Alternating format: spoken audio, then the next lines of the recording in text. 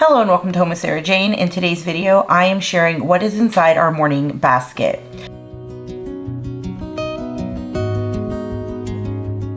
If you're new here, hello and welcome. My name is Sarah and I'm a homeschooling mom to two girls, ages 13 and 16. So like I said, I wanted to share what's inside our morning basket. But a couple of things that I wanted to go over is that our morning basket has changed over the years.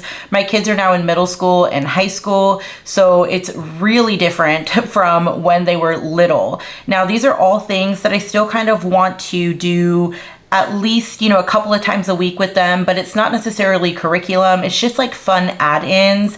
And a lot of this stuff is geared more towards my middle schooler because she is the one that I primarily focus our morning basket, morning time, whatever you want to call it, on.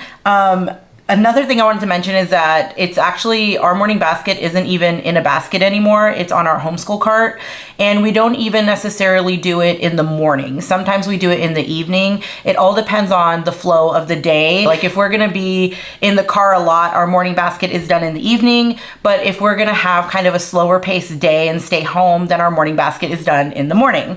But let's go ahead and take a look at the things that I like to focus on every day in our morning basket. So we have 52 modern manners for today's teens. Now, this has a volume 1 and a volume 2. I do really like this because it is like bite-sized pieces of, learning manners. And what I think is nice is that this is kind of like a little flip book that can, let me see, it could like unfolds and it could kind of sit up. So if you want to display it, you can do that as well. But this is talking about getting permission. It tells you how to kind of handle that in a nice way. And it's just this front page and back page, and then you go on to the next one. So I really like this one. We have started this already. We've been doing it for a while and it's been working out really well. I'm really excited that there is a volume 2 because I feel like we will probably wrap this up within first semester. So I do like this one. In fact, my oldest daughter is actually focusing on the volume 2 right now because we're just gonna swap them. This is something my oldest does on her own, but this is something that I put in our morning basket for my younger daughter. My oldest doesn't always do everything in our morning basket, so that's why it's kind of set up that way for us. But this has been working out really, really well. Again, it's 52 modern manners for today's teens. Another thing that I focus on every day with my youngest daughter for our morning time is 5 facts a day science. So it says a little bit of learning every day. We just started this out a couple of weeks ago, and so far we're really enjoying it. What I like about this is that it has the day, so this is August 1st. Today they're gonna talk about climate zones. All 5 of the facts that they talk about in this day is going to be on that one topic. And that's what I really, really like about it. It's not 5 random topics that you're going over in a day. It's 5 facts about one specific topic. So I really, really like that. So for August 2nd, it's icebergs. And as you can see, it's just a really beautiful book. There's a lot of great information in here. This maybe takes us 10 minutes at the most. So I really, really enjoy this book. The reason why I wanted specifically to focus on science facts is because I do feel like with us doing unit study style science with my youngest daughter this year, I feel like this is a good add-in so that we're learning a little bit about everything, kind of like general science, I guess you can say, instead of like one specific topic. We get a little bit of everything throughout the days. So I really enjoy this one. Again, I'm a big fan of the DK books, so I think they're really pretty, but this is a fantastic book so far. We've really been enjoying it. Next up, I have A Whale of a Time, a funny poem for each day of the year. Again, this is a, everyday type of thing. So for this one, this is April 24th, and here's the poem. The pictures are really fun and cartoonish. The poems are silly. Now, my thought process, I guess you can say, for this year was I wanted my youngest daughter to read aloud more. I felt that that was one of the areas that she wasn't really focusing on, I wasn't really focusing on with her, and I felt like we should. So what I decided to do, she enjoys really silly poems. So I decided to make this book a read aloud book for her, to where every morning she reads the poem of the day to me, and she's getting a little bit of that, you know, reading aloud practice. So that was my primary focus on this one. And that is why I wanted to do it every single day. Sometimes we even do this one on the weekend. It really all depends. If not, what we do is we just go back, and on Mondays we'll read, you know, 2 or 3 poems to kind of make up for the days that we missed. We don't necessarily, like I said, focus on doing it every weekend, but sometimes we do. But the poems that we do skip over from the weekend, we just make up on Monday, so we don't miss out on anything. And she actually really likes these. They have been a lot of fun, just really silly. And again, she really enjoys silly poetry, so it works well in our morning time or morning basket. Okay, so next up are things that we kind of do every now and again. We don't necessarily do these every single day, but that is games. But some of the games that we are focusing on right now are this history game. This is trivia. My kids love trivia. Sometimes my oldest will do this with us, sometimes she doesn't.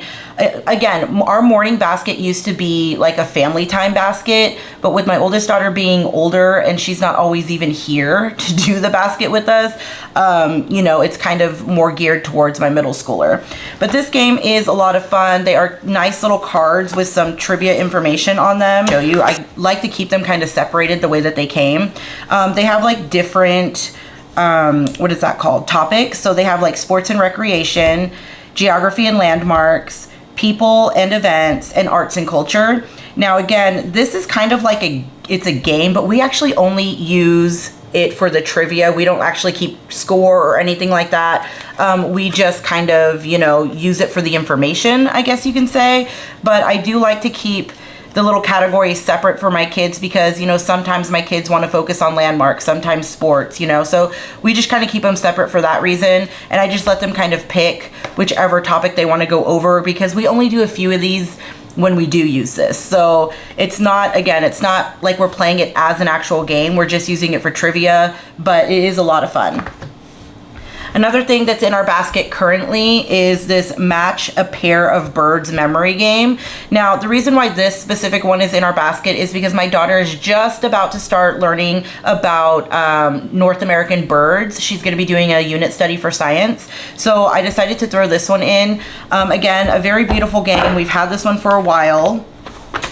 And you just match the males and the females together. So like on this one, you can see the scarlet macaws. You just match the male and the female, and that's the point of the game. So she really does enjoy this one as well. Again, this doesn't take us long. We usually only spend about 10 to 15 minutes playing games in the morning if we're actually playing a game that morning, because we don't always play a game. But this is a lot of fun, and it is really pretty. And again, I know that this is just a matching game, and my daughter is 13 and in the 8th grade. So, I mean, she still enjoys it. So I'm still gonna go ahead and use it. And then another thing that I decided to throw in our morning basket right now is Bird Bingo.